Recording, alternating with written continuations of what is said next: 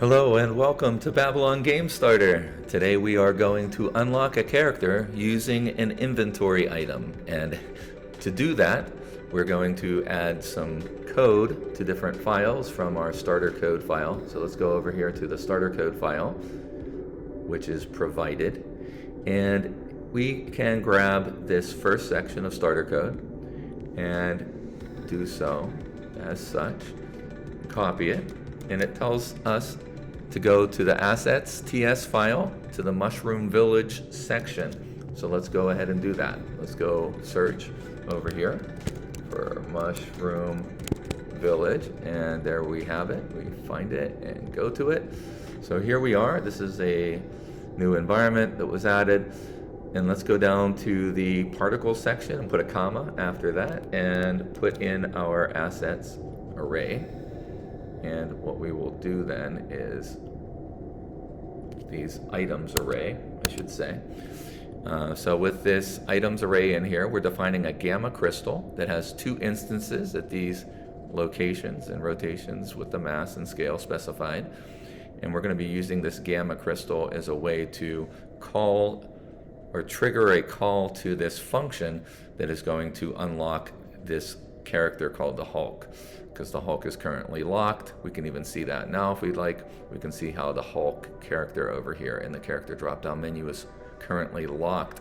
We're going to programmatically unlock that via the gamma crystal. So let's go to the next section of the starter file, which is our enhanced definition for this type, this item effect kind. We're going to copy this and go to the config.ts file. So let's go ahead to the config.ts file, down towards the end of that, and you will see where we need to update the item effect kind to include gamma.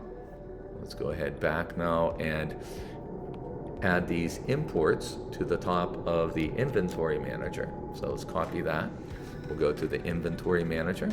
We'll go up towards the top, and we'll go ahead and place in those imports up there, which are not used yet, but they will be used here in just a moment. Let's go down to the next section, which is the function that we're going to run upon using our crystal. Okay, so we're going to go ahead and copy this, and we're going to add this after the applies invisibility effect. So over here we can see apply invisibility effect. We're going to go down below that, and we're going to paste in this new function here. And sometimes I like to use the format button, but I want to illustrate to you that we can simply just select and tab this stuff in to make it look a little bit better. Now let's go ahead and update the mapping for the name of the inventory items mapped to the functions that they call when they're used. Let's go ahead and copy that. And we're going to put that in the apply item effect, which is just above here. So if we go up here, we can see apply item effect is right there. And this is where we can overwrite the effect map that's there currently with this new effect map. Now that we have that, let's go ahead and just tab this in so it looks better. There we go. Now with all of this in place, we can illustrate basically what it does.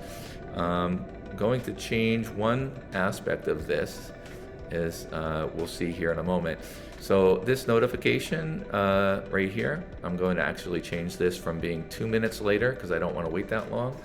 I'm just going to make it maybe just 12 seconds. Let me make it 24 seconds later, just to give myself a little bit of time. So what this is, let me just talk you through it for a second. The apply Hulk effect sets the character as being locked to false, which essentially unlocks it. It notifies you with a notification that says this message after this delay has happened, and then for this duration, and then there's some styling that you can change as well. And then it runs a delayed function. This anonymous arrow function is being run after this specified time that I just edited. This, in this case, is 24 seconds. After 24 seconds, it's going to relock the Hulk, and it's going to notify us that the Hulk is now locked again. It's not going to delay because it's already done a delay before it ran this function. It's going to run this notification or display it for 2 seconds, and then with this styling here, and it will be a little bit redder, as you'll see in a moment. Okay, with those edits in place, we're going to go ahead and save. After saving, we're going to go ahead and play. And now let's go ahead and take a look at what we have. Let's clean up. We don't need to see the game HUD necessarily, and we can hide the Babylon UI as well and go full screen, just so it's a little easier to see. Let's go ahead and switch to the Mushroom Village, and let's go see what we have here. So here we are in the Mushroom Village, and there are the crystals that we added. So those are the instances, right, of these crystals. And let's go ahead and collect one. So we got that collected, that gamma crystal has been collected, and there it is showing up in the inventory. Let's go ahead and use it, but before we do, let's go ahead and perhaps switch our character. So we can switch our character over here. This is a new character over here, Lafufu. Let's go ahead and switch to Lafufu. And let's maybe move over there.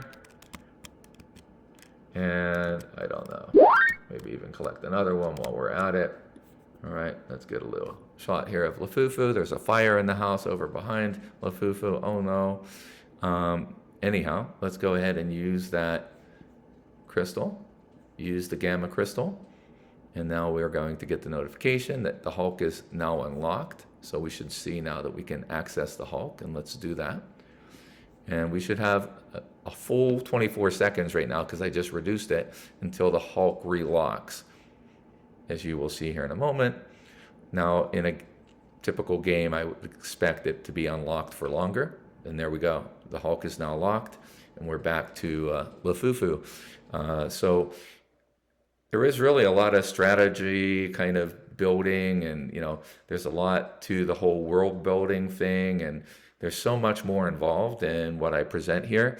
But if you'd like to dive deeper, please respond in the comments or reach out, and I will be glad to get into the things that you're into, and maybe we can share some sort of passion for the game design process and the coding process that comes along with that. Okay, well, thank you so much. I wish you a wonderful, wonderful day.